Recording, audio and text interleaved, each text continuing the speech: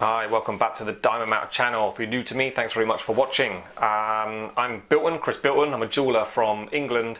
I had over 2 decades experience there making high-end bespoke pieces for wealthy people around London.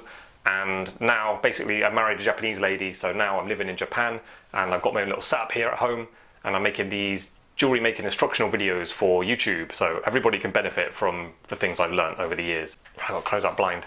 Right. I want to make something. I don't feel like I've made something on the channel for a little while, for too long. So I'm going to make something. Basically, I want to teach you, give you experience doing a gallery wire. So not going to be difficult today, but doing gallery wires has potential to be the most difficult thing when you're making jewelry. Double curvature, square wire, very unforgiving if you get it wrong, even slightly wrong. So we'll do an easy one today, just to give you a little bit of a taster for what's involved. So I thought of just a round pendant we can make, just a simple easy pendant, and then we're going to put a gallery wire around the back. So I'm just sorting these CZs. If you're laying out stones, put them upside down obviously, because they stay where you want them to. I'm just making sure I like the look of this. Basically I put the 4 corners, I did top, bottom, left, right, and I want 3 in between the corner ones, so just so I know I've got a good amount in there. And I'm trying to space them out so they're not too close to the center one, because I'm imagining the thickness is going to be rub over setting around the center one. So that's a little bit of a metal wall around that stone. And then these stones around the outside, they can't be touching. They've got to be just slight, like hair width distance apart from each other. So I'm just sort of doing that and then making sure I like, with that amount of stones, I'm making sure I like how close they are to each other. There's no good being too far away, because then you've got a weird sort of no man's land around the center stone. It's borderline. Maybe think it. See, some of these are touching a bit. I might take 2 stones out, you know. So yeah, basically gallery wire, in my mind, is like a decorative edge that kind of doubles as a bit of structure to the piece. Like looking from the side is nice. You can give it a bit of depth. You can have a kind of gap, sort of daylight hole in there, so from the side the piece has sort of more depth, and then also lets daylight in from the side and makes the stones that are set in it look nicer, gives them a bit more sparkle, because light it can be against someone we wear in the pendant, it can be against their chest, but light is going in through the daylight holes around your gallery wire, so gives the stones a bit more of a opportunity to shine a little bit. Alright, I prefer it like that. I've done top, bottom, and then 6 in between. So there's not, before I had top, bottom, left and right. Got rid of the left and right. So just so you know, for a bit of future knowledge when you're designing jewellery, this now, because the amount of stones around the outside cannot be divided by 4, it's not really suitable to do a 4-claw setting over the centre stone, because the 4 claws, they're going to be directly opposite each other. 2 of the claws are going to be like on a stone, like say like top one, that bottom one, but the other 2 are going to be in between the stones. It's not the end of the world, but it just kind of doesn't, as a design, it's not flowing. It's not really making sense. So if I added 2 more stones around the outside, then a 4 claw would fit nicely, like it would go in between 2 stones or on 2 stones. And a disclaimer before we really get going on this video. This video guide is going to be taking you up to finishing the mount, so it's ready for setting and polishing, whatever. I always get moaned at in the comment section, I don't finish anything, but I'm a diamond mounter, I make the mounts. So that's what this channel is about. I'll show you how to make the mounts for jewellery. So this one we're doing a pendant, and it's just going to be like a metal case full of holes ready for setting, but I won't be showing you the actual setting being done itself. Okay, so I just want to make this quickly, so I'm just going to cut that circle out of a disc. Probably wouldn't be doing that if this was gold or platinum. Well, you wouldn't have a disc like that in platinum, would you? Maybe you will, I don't know. Certainly nowhere I worked would order a big sheet of platinum just for cutting shapes out of. Yeah, you'd sort your wire out with the rolling mills and stuff and just mill out exactly what you need. This would be a very expensive way to make a pendant in platinum. So just this silver, I just want to get it finished so we can get to the gallery wire. That's my main reason I want to make this video. Alright, I measured those out to 7mm. Give me something sharp. I do mention this before, like on a piece you've made, like some nice ring mount, if you've got to put a a dot in it to guide a drill or something, I don't recommend actually pushing a spike in. A lot of people do it, you can get away with it, but I find it a bit risky because sometimes you can get unlucky and it can slip and you kind of just put a big gouge across your piece. So in that instance, I would get like a very, very small ball phrase and just boing, just put a little dip in there, and that's for drilling. But on a flat plate like this, no problem at all. I would just happily just bang a spike in there. Just something to consider. Using a bit of common sense, a bit like I did for that one. That was cut out for that Bitcoin video. I really did this, by the way. I phrased it all out a bit closer to the edge, added more solder, and it did improve it. It did do a better job, but still not perfect. So that's a technique I'm still working on, trying to get that work properly. So yeah, just using a bit of common sense, just like I did there. Go to a corner and get it as close to the corner as you can. It's just considering like wastage and stuff.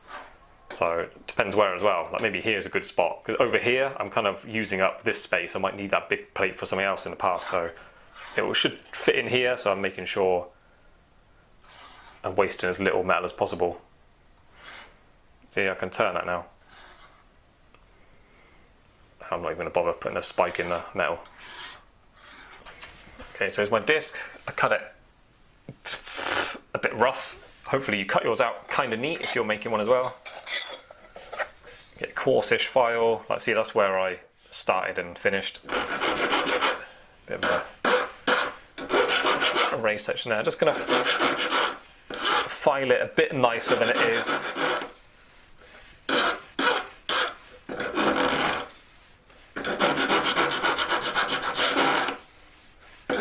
This is not the way to make a nice pendant at all, but it is a very fast way. If you've got your collet block or doming block, something like that, find a position where your disc just goes in, so it's sort of in and sticking out the top as well. Gently give it a tap. Even your ring stretcher, the compression plate underneath, you can gently boop, pop things down. So I didn't force that in, I just taking that sharp edge off. And basically that just goes from almost perfect circle to a perfect circle. This bit of metal's like too thick as well for what I'm doing. For those little stones, you don't need something as thick as that for setting. 1.1, this is like 1.5 or 1.55 or something. But is this running out again? God damn. Oh no, I turned it the wrong way.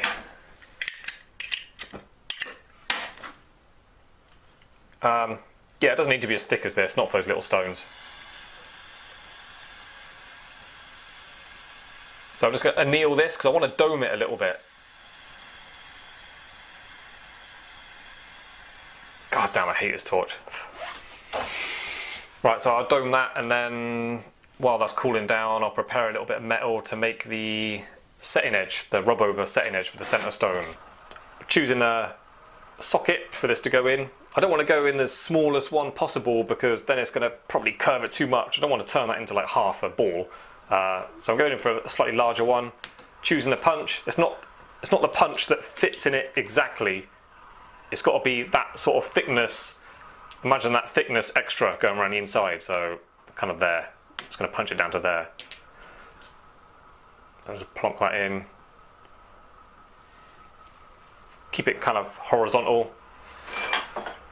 I like using this mallet, it's quite weighty, it's got a nylon end for this sort of job. And just bang it down. And all my stones go flying everywhere off my bench. Bang it.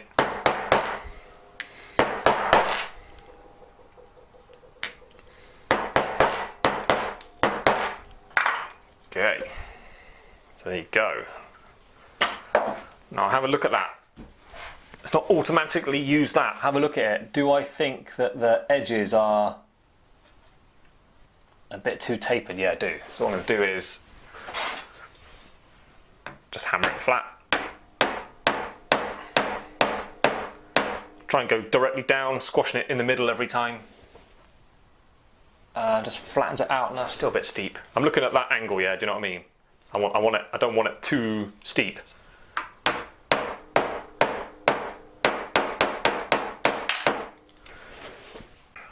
you don't have to do this. I mean, I'm making the whole thing in a really strange way, but you don't have to do this, but I want the sides of my pendant to be flat. You can go under if you want. I want mine to be like vertical. So I'm going to file mine. Just going to file mine in, just double check the stones. I've got space to do it. So I'm going to get mine flat all the way around the outside. All right, fast forward a few minutes, been around the outside. I'm just going to give it another little tap in there just to make sure that outer circumference is nicely rounded. Just hardly anything at all. So now I can use that outer edge as a guide to draw a line around it with my dividers at the distance I need to cut out a hole, a nice round hole.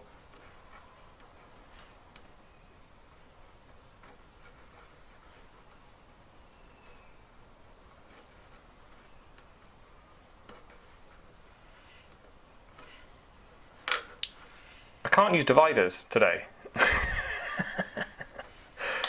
Alright, I'll do. So now I know what I'm cutting out. I was just looking at this. I may as well get the stone to sit right down because we've got the gallery wire going on the back. Adds depth to it, so I haven't got to worry about the point of the stone sticking out the bottom. It will never reach. So I'm going to make the stone sit quite a bit lower. I was hoping I could get away with using a bit of square wire, but square wire is not deep enough. And there's an element of what design do you want? Like, you can have the stone up high, you can have a tall kind of setting, that would look a bit weird. I'd rather the stone was lower and have quite a short in height setting edge going around the centre stone. So I'm going to use this bit of metal just because that's what I had that was nearly perfect. I just milled it out to what I think would look right. Obviously, once the stone's set, it's going to look even shorter. I might have to lower the stone a little bit more to use it. But anyway, it's on its way there. So I'm just going to make this setting edge for the stone and then adjust the hole to whatever I need it to be. So working nice and quickly. I'll have a look at my stone just to study the curvature a little bit so I know kind of roughly what I need to achieve with that bit of metal. It's going to be tighter than what these pliers will allow, I think, but let's just bang up a circle.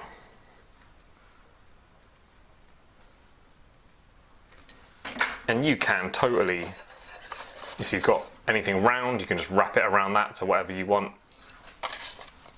But I like turning things up. I actually kind of enjoy doing that with pliers, so that's why I do it, even though I don't really need to. Okay, as I suspected, it needs to go a lot tighter. Now I want this flat edges. I don't want any kind of taper on there at all. I want this to have nice straight sides to match the sides of the pendant.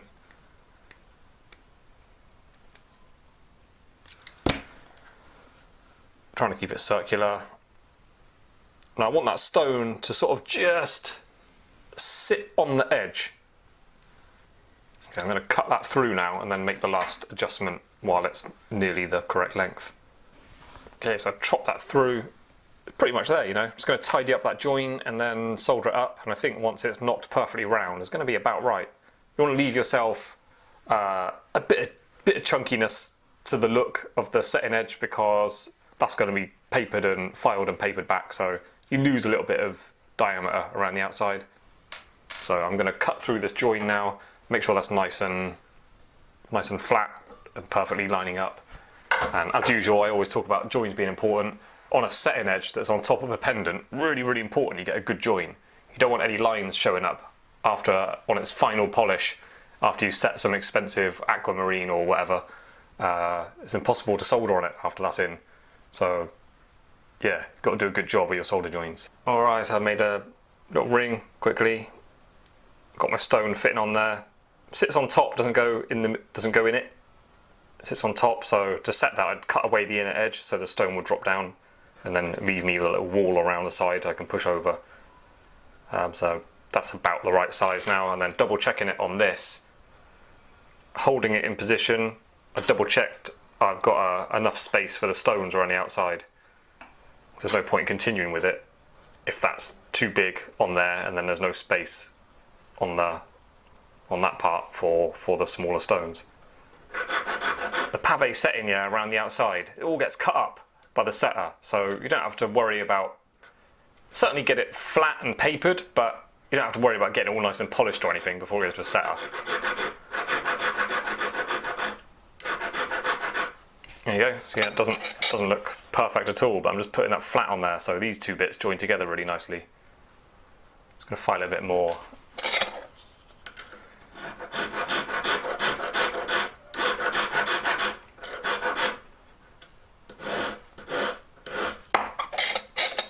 Something like that.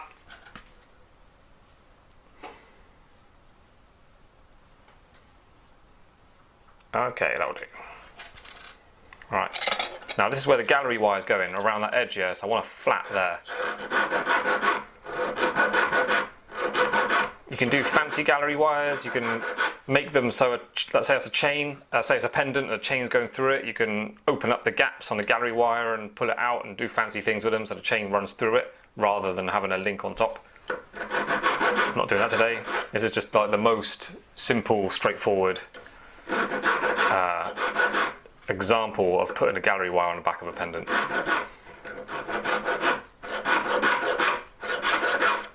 Cleaning up. So I've put that flat on the outside, yeah, but I want to clean up that inner edge just gently before I start drilling it out.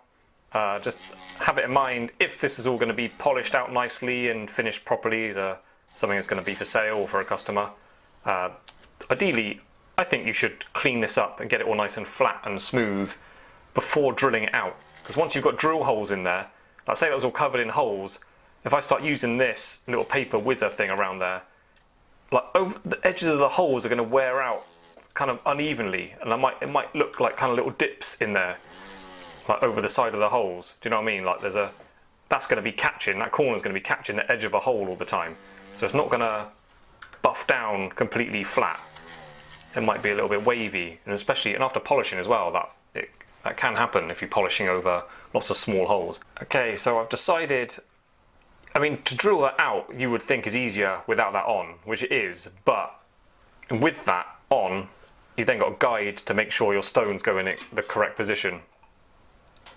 So I can line that up perfectly in the middle without any drill holes around there, and then I can make sure my stones are going very nicely in the space that they've got left. If I drill it out and put the stones in without that on, the risk I might go too close to the centre or too close to the edge, and it's just nice knowing with that on I can be confident of getting them sort of right in the middle or right where I want them. Double check you've got perfectly round circumference, giving it a tap in whatever you can find that fits. So you've got that perfectly circular outer edge, and use your dividers and just gently put a line around it. Can I use my dividers today? Not very well, no. Just can't use dividers. Just something I live with, it's fine. Right, so yeah, now I've got that perfect like guide really. Makes it much easier. Don't go under that. You want to be able to see it next to your collet. This is quite good because you can be confident you've got it right. So about there. Mine can be soldered in.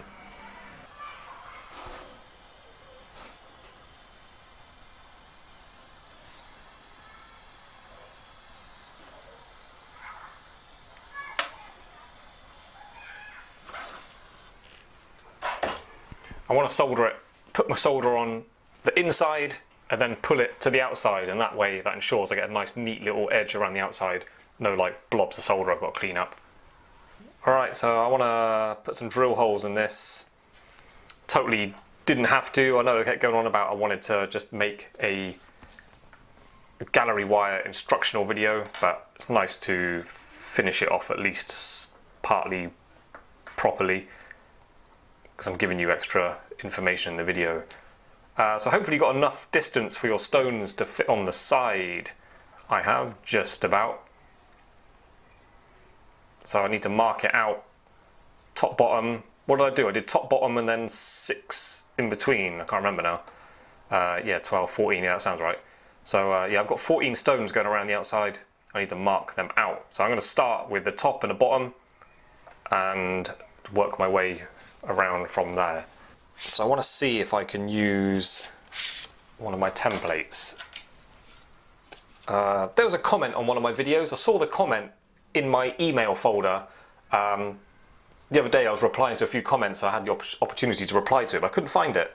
So whoever that was, they asked if they don't have these templates for marking out top, bottom, left, right or whatever, how would you normally do it? I do it how I've done it through most of my career. Like having these templates is quite a new thing for me. It's only because you can buy them out here in Japan, I'm trying to use them.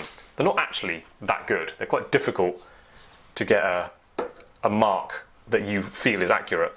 So before I was trying to use those templates, I would just have your blade tight in your saw frame and just lay it over the top, and you just basically got to use your eye, just what you think looks correct. It's nice having that line across the top, because you can obviously got a left side and a right side either side of your line, and you just move it until they're both equal. It's quite easy to mark something out in half. So anyway, I'm just going to pick anywhere. I'm just going to go top, bottom.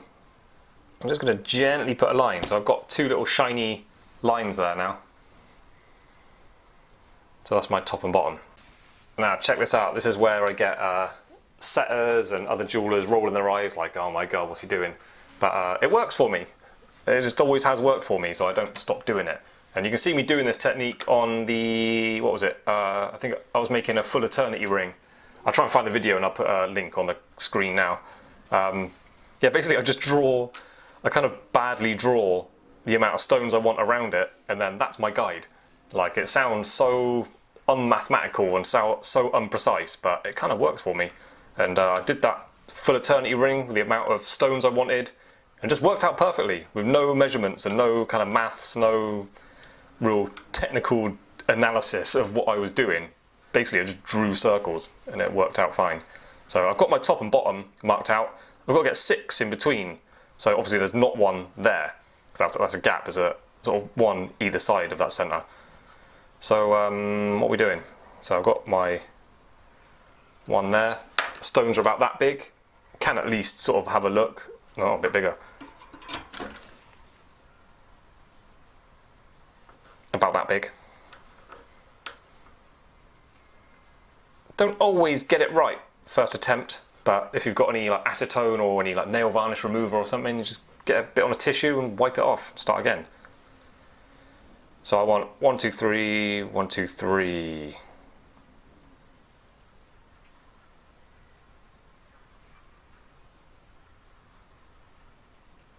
Look at that. Beautiful.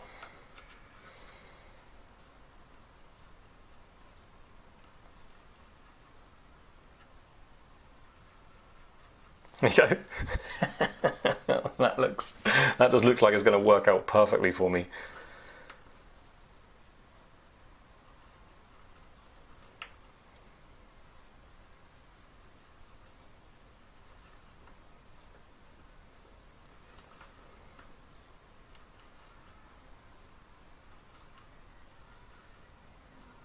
Pull this one down a bit, that one up a bit.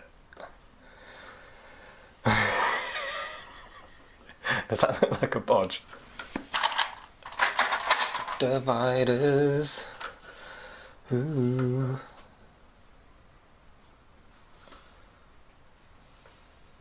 Let me just put a master kind of dot. A bit heavier than all the rest, so I know where to drill.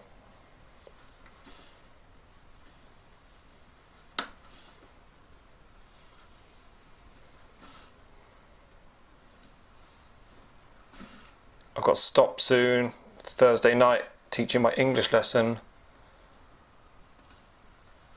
I like Thursday nights because the lesson finishes at 9:30 at night, which means the kids are all showered and in bed, and I've got no real responsibilities back at home, so I'm free all night to bomb it around the city on my motorbike. Last week was like crazy. I went down this road I hadn't been down before, kind of dual carriageway looking road. I caught up with this properly customised Toyota Supra, like Fast and Furious fanboy's wet dream kind of car. I just cruised along behind it, so just admiring it as I was riding along. And then the road opened up and went across this bridge and you could see it all over the city, and it was amazing. It was just like, is this a dream? Like, it was a real perfect kind of petrol head Japan experience. So that was cool. So I rode along and then I changed down the gear and caned it past it. So that was fun. This messy looking thing with scratches and blobs all over it is actually marked out very accurately for drilling. And as I mentioned before in previous videos, I don't like pushing really hard to get a guide for a drill. I prefer using a very thin, a very small headed ball phrase, if I can pick that up, something like that. So I'll carefully get it in there, make sure it doesn't move around as I'm pushing it in, make sure it goes on top of the dot, and then that will be my guide for the drill. Considering, yeah, they're going to have a gallery wire around the outside, I don't want my drill holes to be too close to that edge. So I may even angle my drill in a little bit, hopefully try and get that same angle, the same on all of them. Because I don't want like half a drill hole being under the gallery wire. I think it looks a bit messy. When I'm drilling out a lot of holes together, I tend to do every other hole first of all, and then I find it helps you be more accurate with your drilling, because you do like every 2, 4, 6, 8 hole. The ones you do in between, obviously just doing it in the middle of the 2 previously drilled holes either side of it, helps you be more accurate, and I find it aids you get them spaced out correctly. Okay, so I'm up to the last hole now. I'll drill it out and then I'll turn it around and then show you my drill holes, because like I said before on this channel, this is not like all these videos are not like an ego flex of like me, like, yeah, look at me, I can make jewellery. The channel is about other people learning to do what I can do. So with that in mind, I want to be really honest about exactly what I do. Whether it looks me good or bad, it's not really important. It's just showing you what's happening on the screen with all honesty. The exit holes from your drill telling you the truth about your accuracy. I've made this a bit more difficult for myself, so I'm not just going straight through. I'm trying to get them the same angle, and that's just by tilting my hand the same amount.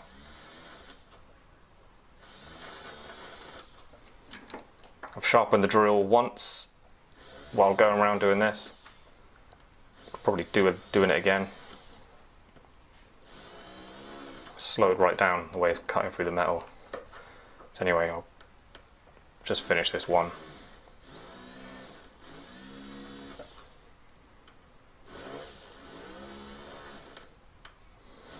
Take your time, mate. There we go. Alrighty, so let's have a look on the back. This is how accurate I drilled it. They're never 100% perfect, but you should always try and get them perfect.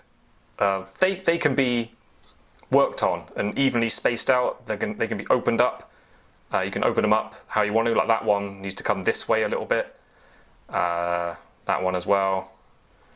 See, these two, a little bit messy looking. I'd pull that one up, possibly that one that way a little bit as I open it up.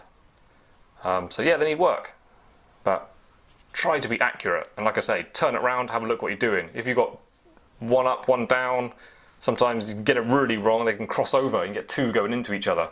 That's sort of you need a bit more practice if that's happening. Just be more careful. The way I think of it is like my drill, it's like a little line, yeah? So that line is just very clearly it's pointing that way. If it's going that way, if you're drilling that way, it's gonna look horrible on the back. Okay, end of the day. See you tomorrow. I'll open them up and then we'll get on with this actual gallery wire, which is the main point of the video. Ah, yeah.